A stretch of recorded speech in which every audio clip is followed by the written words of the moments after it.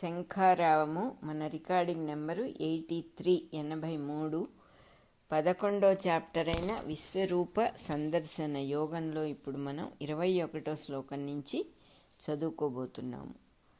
ఈ సృష్టిని నిర్వహించు దేవ ప్రజ్ఞలందరూ సంఘములుగా ఏర్పడుచున్నారు. వారు సృష్టిలోనికి ప్రవేశించి కార్యకారణ ప్రవాహమున కొట్టుకొని పోవుచున్నారు. ప్రవాహపు లోతులలో కాళ్ళు అందుటలేదు. ఈ దేవసంఘముల కార్యక్రమములలో జీవులు ఏర్పడి ఈ ప్రవాహమున కొట్టుకొని పోవుచు భయపడుచున్నారు. కొందరి విశ్వరూపమును దర్శించి అంజలి ఘటించుచున్నారు.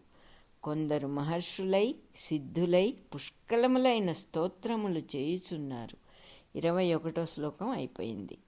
దేవతలందరూ తమ తమ కార్యములను బట్టి సృష్టి ధర్మముల రూపమున గుంపులుగా ఏర్పడుచున్నారు. వారు నిర్వహించు కార్యక్రమముల ఫలితమే ఈ విశ్వము యొక్క రూపముగా నిలబడి ఉన్నది. మన శరీరమున రక్తము మాంసము మొదలగు ధాతువులను, కన్నులు ముక్కు చెవులు మొదలగు ఇంద్రియములను వేరువేరుగా పనిచేయుచున్నట్లే ఈ సృష్టి కార్యక్రమమున దేవతలు వేరువేరుగా పనిచేయుచున్నారు. వారికి ధర్మములే కానీ మనస్సు లేదు. వారిచే నిర్మింపబడిన జీవులకు మనస్సు కూడా వారి చేతనే నిర్మింపబడి ఏర్పడుచున్నది. ఈ దేవతలందరూ సృష్టికి ముందు అవ్యక్తమున దాగి ఉందురు. మనకు నిద్రలో ఇంద్రియములు మనస్సు మన నుండి దాగి ఉన్నట్లే అట్టి స్థితిలో దేవతలను సాధ్యులు అందురు. మనకు నిద్ర నుండి మెలకువ వచ్చినట్లే ఒక సృష్టికి మెలకువ వచ్చును. అప్పటి నుండి ఆ సృష్టికి ఆరంభమైన దేవతలు వ్యక్తమై తమ యందు తాము మేల్కొని పనిచేయుచుందురు. అప్పుడు విశ్వరూపము ఏర్పడును. ఆ స్థితిలో దేవతలు సిద్ధులు అనబడుదురు. మొత్తము విశ్వము యొక్క రూపము మొదట 3 స్థితులుగా వ్యక్తమగును. దానినే లోకములు అందురు. అవి వరుసగా ప్రజ్ఞామయము, శక్తిమయము, ద్రవ్యమయములుగా వ్యక్తమగును. అందు ప్రజ్ఞామయ లోకమునే వెలుగుల లోకము లేక ఆదిత్యలోకము అందురు. శక్తిమయ లోకమును రోదసి కుహరము లేక రుద్రలోకము అందురు. ద్రవ్యమయ లోకమునందు దేశము, కాలము, నామరూపాత్మకములగు సృష్టి భాగములు ఏర్పడును.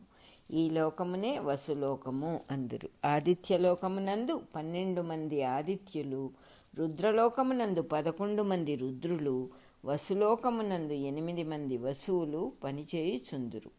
మన దేహమునందు కూడా ఈ 3 లోకములు ఉన్నవి. మనస్సు, బుద్ధి, చిత్తము, అహంకారము మొదలగునవి వెలుగుల లోకమునకును. ఇంద్రియ ప్రవృత్తులు, రక్త ప్రసారము, గుండె కొట్టుకొనుట, శ్వాస నిర్వహింపబడుట, దేహము కదలుట మున్నగు చేష్టలన్నీయు రుద్రలోకమునకు సంబంధించినవి. భౌతిక దేహ నిర్మాణమంతయు వసులోకమునకు సంబంధించినది. ఇట్లు ప్రజ్ఞామయము, ప్రాణమయము, ద్రవ్యమయము అనబడు 3 విభాగముల ఏకత్వమే ఆత్మ అనబడు శరీర వ్యూహము. తానను ప్రజ్ఞయందివి నిర్మాణము చెంది ఉండుటచే తనతో కూడిన ఈ మొత్తమునే ఆత్మ అందురు. దీనిని బట్టి ఆ దేవగణములే దేహముల యందును వెలుపల విశ్వమునందును కూడా పనిచేయుచున్నారు. విశ్వమునందు పనిచేయువారిని విశ్వదేవతలు అందురు. దేహమునందు పనిచేయువారిని ఆత్మదేవతలు అందురు. ఇంకను మరి ఒక తెగవారు సృష్టిలోని జంటలను పుట్టించుచుందురు. వీరి వలన స్త్రీ పురుషులు, భూమ్యాకాశములు, అహోరాత్రములు, కృష్ణ శుక్ల పక్షములు, వెలుగు చీకటులు మున్నగు జంటలు పుట్టును. వీరి ప్రభావముననే దేహములయందు కుడి ఎడమలు, ముందు వెనుకలు ఏర్పడును.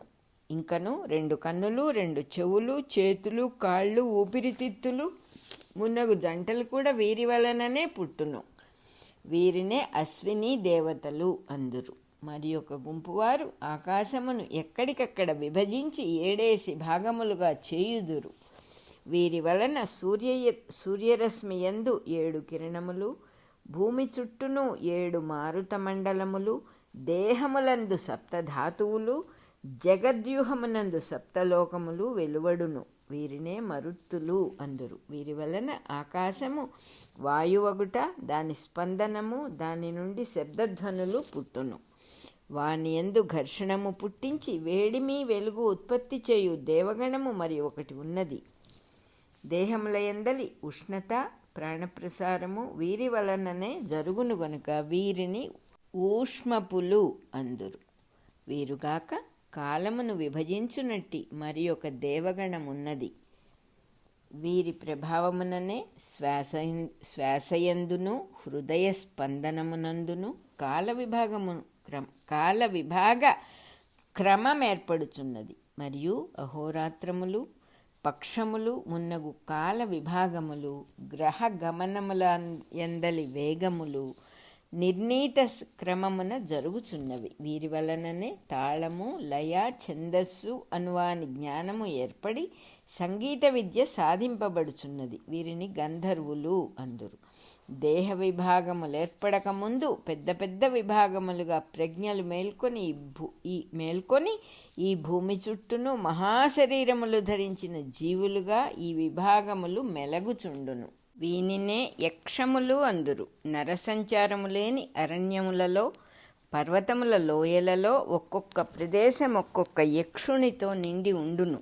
అందున్న చెట్లు క్రిమికీటకాదులు ఆ యక్షుని వివిధ దేహములుగా పనిచేయుచు తిరుగుచుండును.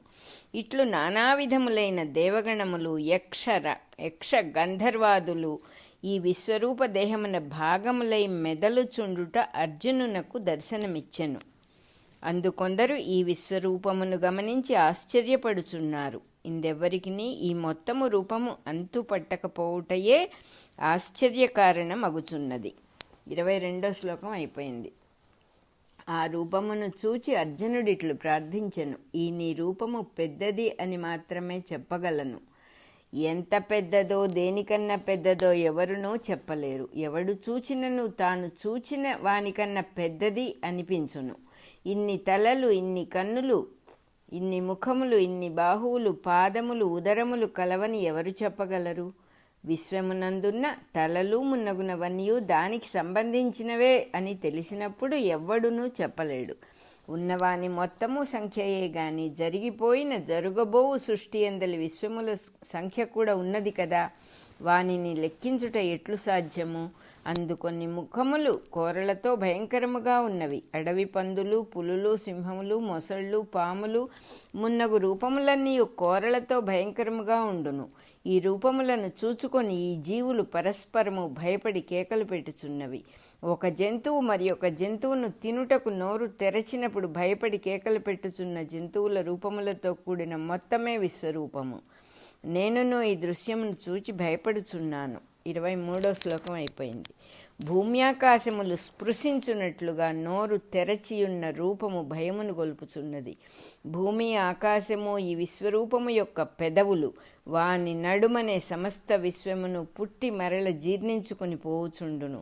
అతి దీప్తములై విశాలములైన నేత్రములతో నిండి రంగురంగులుగా కనిపించుచున్నది విశ్వరూపము.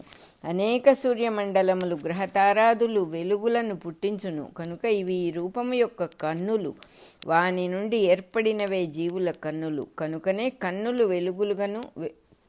వెలుగులను చూడగలవు. దానితో వెలిగింపబడిన వస్తువుల రూపములను చూడగలవు. సూర్యోదయ సూర్యాస్తమయాదులతో రంగురంగులుగా ఏర్పడుచున్నది విశ్వరూపము. ఇట్టి రూపమును చూచి మిక్కిలి వ్యధ చెందినవాడనై ధైర్యమును శాంతిని కూడా కోల్పోవుచున్నాను. సృష్టిలోని పరస్పర వ్యతిరేక లక్షణములన్నీ ఒక్కమారుగా కనిపించుట జరిగిన సో మనస్సు తల్లడిల్లిపోవును. 24వ శ్లోకం అయిపోయింది. అదే రకంగా మన 83 రికార్డింగ్ నెంబర్ కూడా 83 కూడా అయిపోయింది.